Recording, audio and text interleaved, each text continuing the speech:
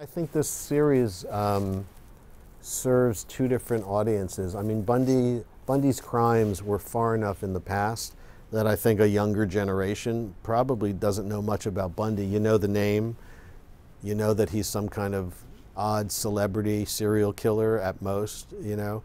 So I think this documentary series for that audience is a very deep dive into an amazing story. I mean, you know, just the beats of his story are almost unbelievable. He's a guy who didn't escape prison once, twice he escaped from prison. Most of us, if we were in that position that we've escaped twice from prison, you would think that we would lay low long enough, but this compulsion to kill was so strong that even 2 weeks after his second prison escape, he was doing his most vicious murders at the Chi Omega sorority at Florida State University.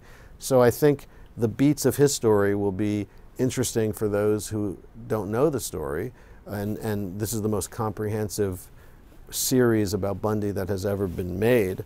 But if you do know the basic beats, if you have read the books or know the story, I think telling it this way, going inside his mind, understanding his motivation and how smart and cunning he was and how cold-hearted he was, I think it will be shocking for people who think they even know the story still. There's a lot of disturbing stuff in there. You know, some of it almost too disturbing to put in the show. What he, you know, how he brutalized these women, what he did to them, his dumping of the remains of his victims and then revisiting those crime scenes,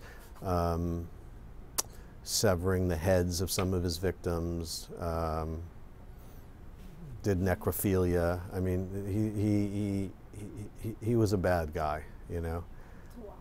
He's a bad guy. I mean, you know, I jokingly say to my friends that my films over the years, because I also did Metallica, Some Kind of Monster, and I did a film about Paul Simon, and so I jokingly tell my friends that my career kind of breaks into two strands, murder and music.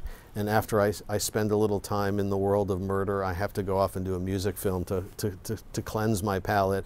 And doing both the scripted feature film and the Netflix documentary series about this awful person for the last 2 years, really, I need to go off and do a music film.